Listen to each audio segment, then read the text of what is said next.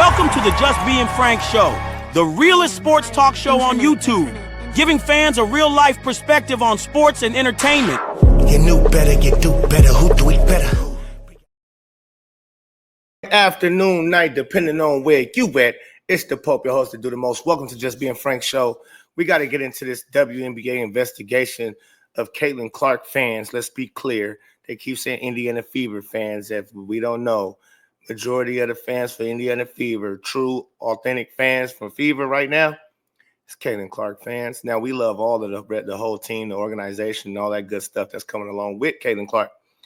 But when you have these sellout arenas, right, coming up, whether it's home games, away games for Caitlin Clark, and they're getting on the opposing team, whether it's the home team supposedly, because, again, we know even road games for the Fever, it's like home games. When you move in arenas to the bigger arenas and you selling them out, that's mainly majority because of Caitlin Clark. And so it's funny how they love to just say this, Indiana Fever fans and Caitlin Clark. You have Angel Reese, who gets in the face of Caitlin Clark after just a simple take foul. She gets up and act like she wants to fight Caitlin Clark. So, of course, fans start booing Angel Reese, rightfully so. Now, y'all taking it a step further and say, oh, because it was booing that took place, now all of a sudden, it was racism as well that took place. It was people doing the monkey sound, and it was this and that. Okay, black players for Indiana Fever, I need y'all to start speaking up. I need y'all to start speaking up, speaking out that, hey, man, we don't hear none of that. How could they hear it if y'all don't hear it and y'all sharing the same floor, y'all in the same building? So it's crazy to me that we got these people saying, oh, people was making monkey sounds to Angel Reese in the crowd, in an arena that's seated 17,000 plus people. Now, people constantly got their phones out recording during games. It's so many people that's sitting around that's not cool with racism and cool with that stuff. That's not going to just, it's a lot of black people. Caitlin Clark, Indiana Fever have a lot of black fans. So do you mean to tell me, you want me to believe, and you want the people to believe, that is black people sitting right next to some people who making monkey sounds to Angel Reese and ain't said nothing, ain't recorded, just because they going for the Fever and don't like Angel Reese as well? Come on, man. I'm not dumb. That's not the truth. There's not black. I don't care if we going for the Fever and Caitlin Clark. I'm okay. But even myself, if I'm sitting watching Caitlin Clark and rooting for Caitlin Clark and against Angel Reese, and I hear a white person making monkey sounds towards Angel Reese, I'm going to say something probably, or I'm just going. I might record them. Ain't no telling. But at the same time, it's like, that would be out there. It would be evidence of that where you don't have to really do no investigation. It already been posted on somebody's TikTok. It already been put out on Facebook, Instagram, somewhere. You would have seen, somebody would have recorded a person doing those type of things. So to me, when you never have evidence of it, who said this? Where did this come about? Was it one of the Chicago Sky players that said they heard fans doing monkey sounds? Now, this is a team that's getting whooped by 35, and this is supposed to be their rival, Indiana Fever, and it's the shellackins every time they play the Fever, damn near it seems like.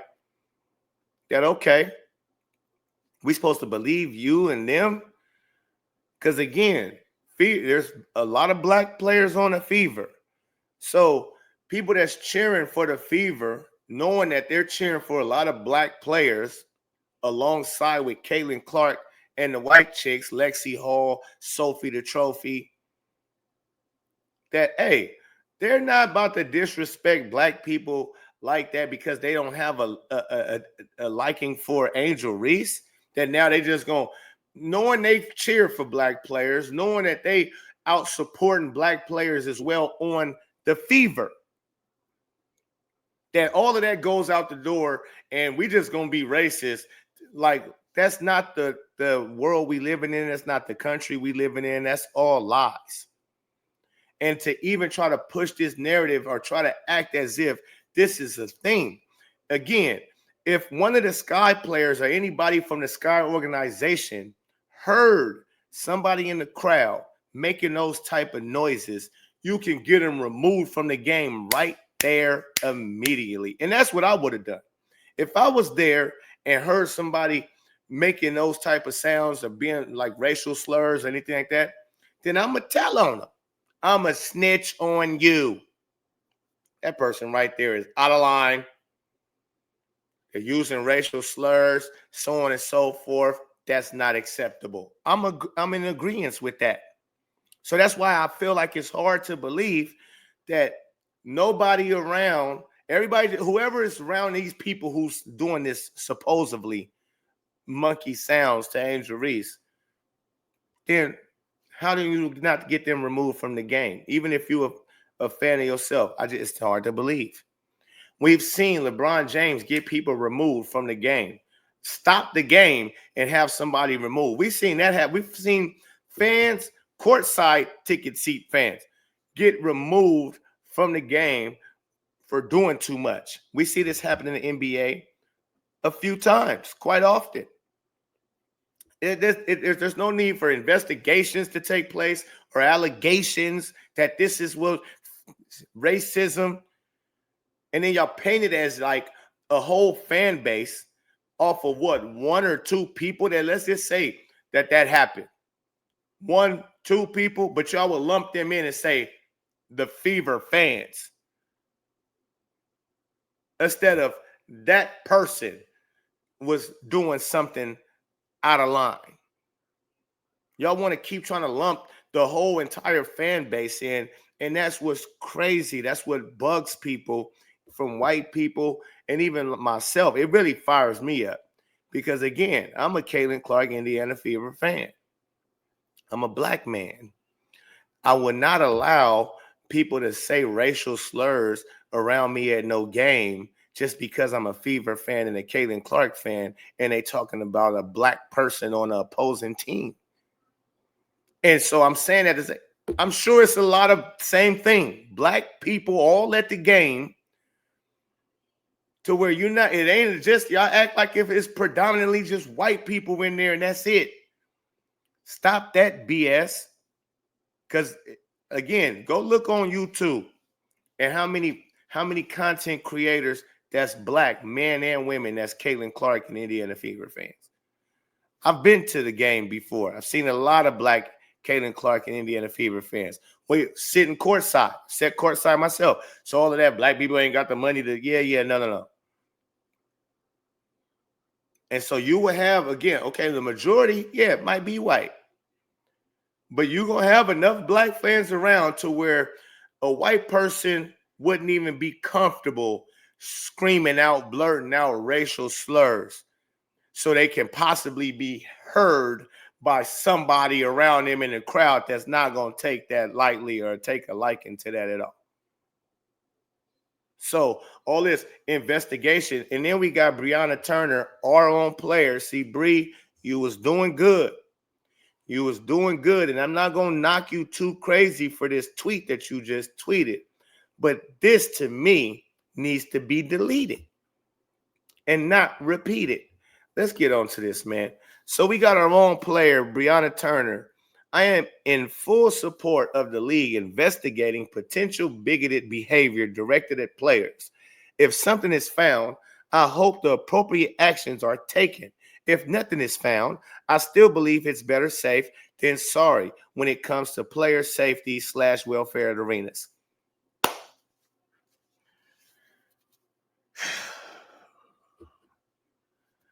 Weren't you at the game, Breonna Turner? Did you hear any of that yourself come from any of your fans? Did you hear any of your fans saying racial slurs to anybody?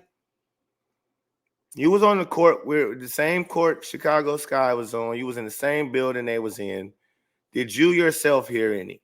When you spoke amongst your teammates, did any of your teammates hear any of it? And again, when you say the appropriate actions will be taken if they find something. So if they find a person, because again, it ain't like it's one whole side. They was all chanting something on a whole side of an arena. If you have one or two people who was doing this and you find them to have done exactly what y'all investigating, what, you're going to ban them from coming to any WNBA games? Okay. Like, what do you mean? For your safety and welfare. Words should not hurt you for somebody saying something. It don't matter what somebody can call you who you don't know. You don't have no clue who this person is. And all they doing is saying words. You don't have nobody running onto the court to try to tackle y'all or anything like that. Like NFL has had forever. People jumping down in college, people jumping out of the stands and running all around the field and even trying to tackle football players. Y'all don't have that. You don't hear the NFL talking about, we got to investigate racism and all of this stuff. That's crazy.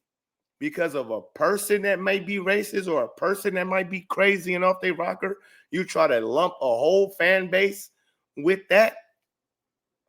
To me, that sounds too fishy. It's like y'all really trying to just push a narrative, a race narrative, that there's a problem with racism in our country still today, and it's not.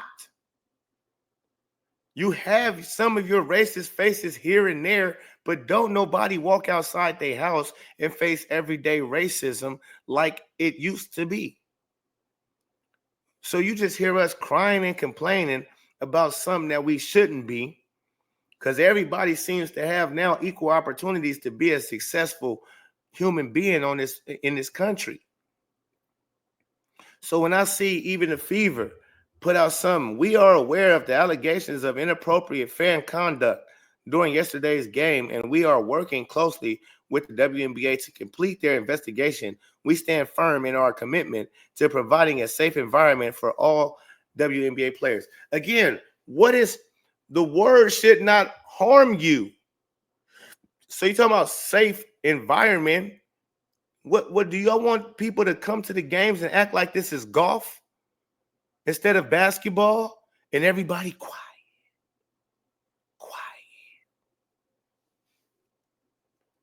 Somebody make a basket.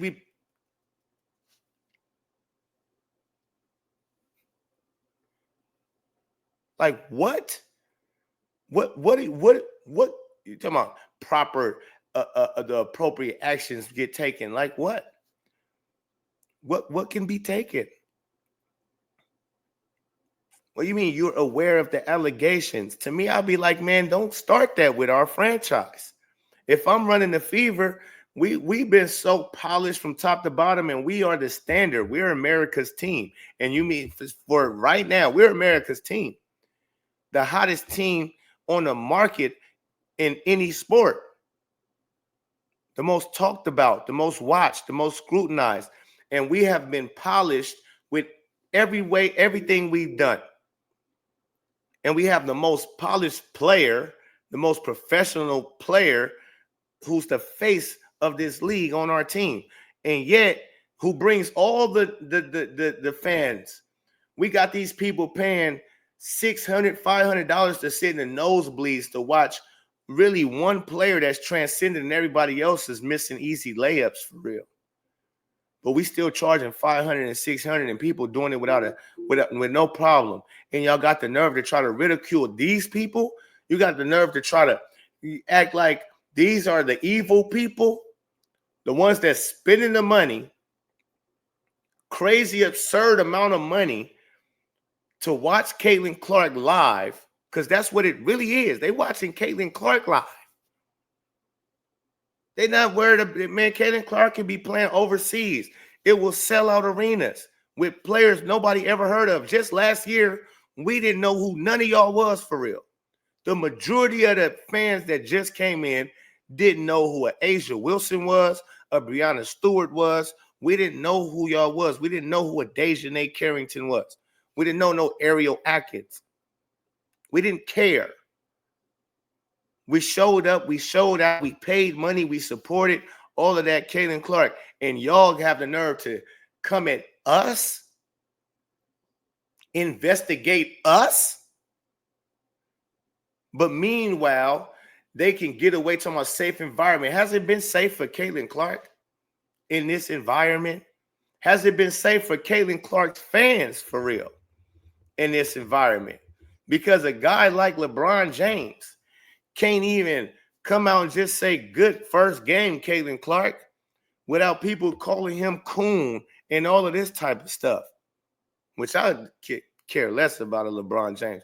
But that just shows you a guy who's been in the spotlight, black family and all of that, wife, been with his wife since high school, yada, yada. Real success story, black American success story, you would think.